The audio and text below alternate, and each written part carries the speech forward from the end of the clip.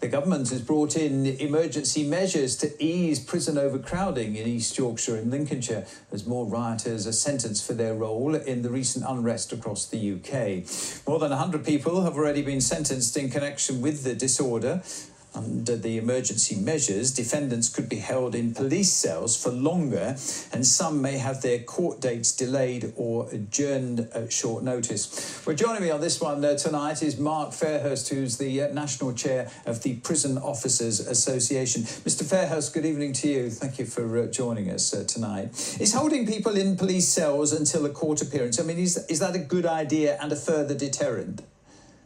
I think it's a necessary idea because jails are so full. On Friday, we had just 340 spaces left in the closed adult male estate. So something had to be done to alleviate that problem. So what we'll do now is we'll put in place a triage system where we will liaise with the courts 3 times a day, and we'll only take to court those that we think will be convicted or remanded into custody. We can then guarantee a prison cell for everybody who needs to go to prison. Will this mean that routine police business will be affected because they can't go out and arrest people if the cells are full? Well, that's the knock-on effect of these emergency measures, that if we're clogging up police cells, that will have an effect on how they police the streets. But we must remember, this is only a temporary measure, which will last for the next 3 weeks, because on the 10th of September, there will be about 2,500 releases because prisoners would have served 40% of their sentence. I'll come back to that in a moment, but will the police end up staggering their arrests now and the way they catch people over the riots? So they wait until they've got a prison cell free, really. So they might take their time, or almost stage manage it.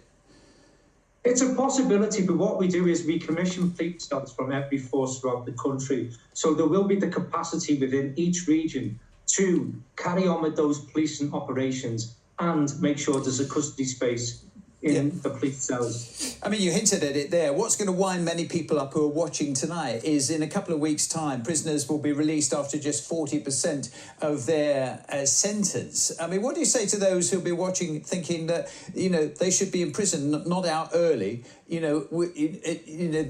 should have built more prisons or have more prison spaces. And a lot of people watching tonight would not be happy about that.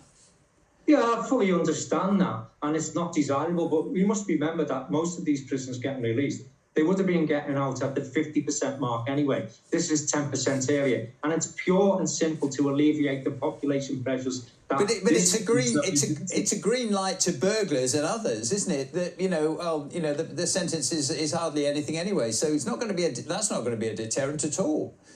Well, again, this is to alleviate the population pressures because we want to be able to put away criminals who are convicted by the courts. Without these measures in place, we wouldn't have the capacity to do that. And this will give us breathing space for about the next 12 to 18 months, at which point this Labour government will have to review sentence and policy and decide which type of people they want incarcerated. I know the North East and the North West are the worst affected areas. I don't know if Hull Jail is full. I mean, maybe but is it possible that somebody who's arrested and charged in Hull could be sent to prison now, many hundreds of miles away?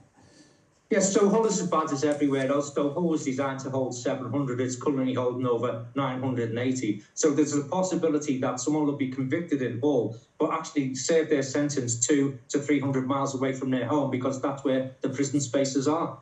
So Hull Jail basically is more than over full. Yeah, it's based on it. It seems like every other Category B reception prison in the country that serves the courts. Well, it's an interesting one to talk about, and I know people will have strong views. Mr. Fairhurst, good to have you on the programme tonight. Thank you very much indeed. Look after yourself. Very welcome.